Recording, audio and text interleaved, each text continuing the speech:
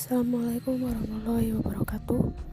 Kami dari kelompok 2 akan mempresentasikan motivasi dan partisipasi kerja. Sebelum itu, saya akan memperkenalkan rekan-rekan saya. Nama saya Dina Nurul Angelina dan rekan saya bernama Muhammad Nur Fauzi, Alivia Yufebrianti, dan M. Indra Permana. Motivasi kerja. Pengertian motivasi kerja. Motivasi merupakan hal penting karena motivasi mendukung perilaku manusia supaya mau bekerja giat dan antusias dalam mencapai hal yang optimal. Motivasi juga sebagai dorongan dan merupakan faktor penting dalam menjalankan pekerjaan secara optimal. Menurut Hasibuan dalam Sutrisno 2017 mengemukakan bahwa motivasi adalah perangsang keinginan dan daya penggerak kemauan bekerja seseorang, karena setiap motif mempunyai tujuan tertentu yang ingin dicapai. Jadi, dapat disimpulkan bahwa motivasi kerja adalah keadaan dalam pribadi seseorang yang mendorong keinginan individu untuk melakukan kegiatan-kegiatan yang tertentu untuk mencapai suatu tujuan pada diri seseorang, yang akan mewujudkan dalam suatu perilaku yang disarankan pada tujuan untuk mencapai kepuasannya. Tujuan motivasi kerja. Menurut Hasibuan dalam Kurniasari 2018, terdapat beberapa tujuan motivasi sebagai berikut. Pertama, mendorong gairah dan semangat kerja karyawan. Yang kedua, meningkatkan moral dan keputusan kerja karyawan. Yang ketiga, meningkatkan produktivitas kerja karyawan. Dan keempat, mempertahankan loyalitas dan kestabilan karyawan perusahaan, dan meningkatkan kedisiplinan dan menurunkan tingkat absensi karyawan.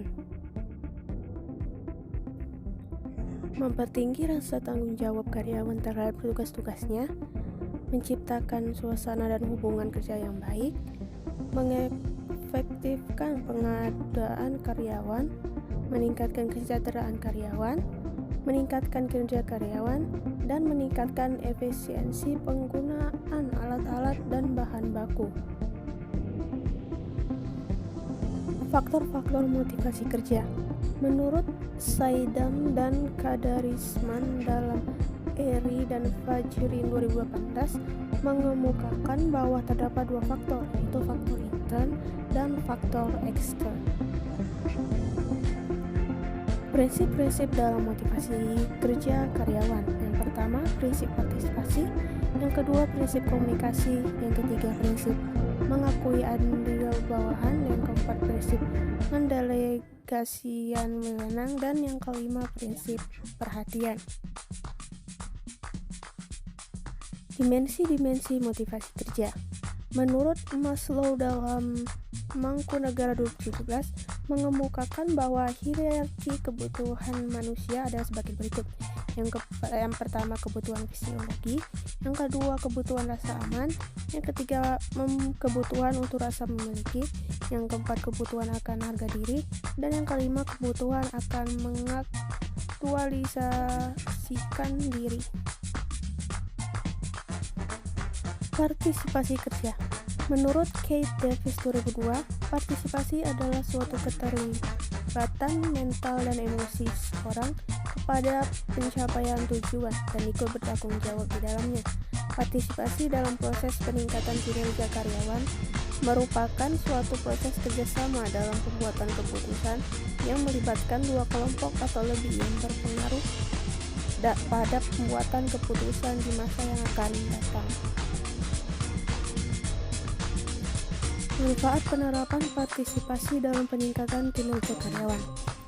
Yang pertama, partisipasi akan menaikkan rasa kebersamaan dalam kelompok, yang akibatnya akan menaikkan kerjasama anggota kelompok di dalam penetapan sasaran. Kedua, partisipasi dapat mengurangi rasa tertekan. Dan yang ketiga, partisipasi dapat mengurangi rasa ketidaksamaan di dalam alokasi sumber daya, diantaranya bagian-bagian organisasi. Keterbatasan dan masalah dalam partisipasi. Meskipun partisipasi mempunyai banyak manfaat, bukan berarti partisipasi tidak mempunyai keterbatasan dan masalah yang berkaitan dengan partisipasi.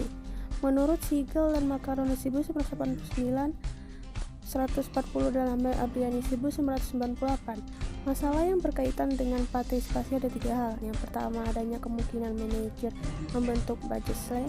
Yang kedua, pseudo participation atau partisipasi semu. Dan yang ketiga, status dan pengaruh di dalam organisasi mengurangi efektivitas partisipasi.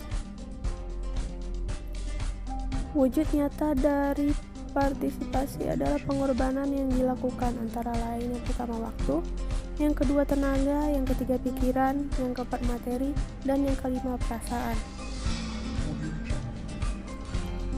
Unsur penting yang menurut Keith Davis memerlukan perhatian khusus dalam partisipasi. Yang pertama, partisipasi atau keikutsertaan sesungguhnya merupakan suatu keterlibatan mental dan perasaan, lebih daripada semata-mata atau hanya keterlibatan secara jasmania. Yang kedua, kesediaan memberi sesuatu sumbangan kepada usaha mencapai tujuan kelompok.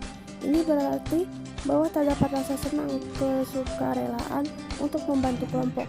Yang ketiga, unsur tanggung jawab. Unsur tersebut merupakan segi yang menonjol dari rasa menjadi anggota. Hal ini diakui sebagai anggota, artinya ada rasa sense of belongingness atau kesediaan memberi sesuatu sumbangan kepada usaha mencapai tujuan kelompok. Ini berarti bahwa terdapat rasa senang, kesukarelaan untuk membantu kelompok. Keith Davis juga mengemukakan jenis-jenis partisipasi, yaitu sebagai berikut. Yang pertama, pikiran atau psychological participation. Yang kedua, tenaga atau physical participation. Yang ketiga, pikiran dan tenaga atau psychological participation dan physical participation. Baru yang keempat, keahlian atau participation with skill. Yang kelima, barang atau material participation. Yang keenam, uang atau money participation. Agar suatu partisipasi dalam organisasi dapat berjalan dengan efektif, membutuhkan persyaratan-persyaratan yang mutlak, yaitu waktu. Yang ketujuh, yaitu tumbuh dan berkembangnya partisipasi karyawan dalam suatu kegiatan organisasi, menunjukkan adanya kepercayaan dan kesempatan yang diberikan kepada karyawan untuk keterlibatan secara efektif di dalam proses kegiatan tersebut.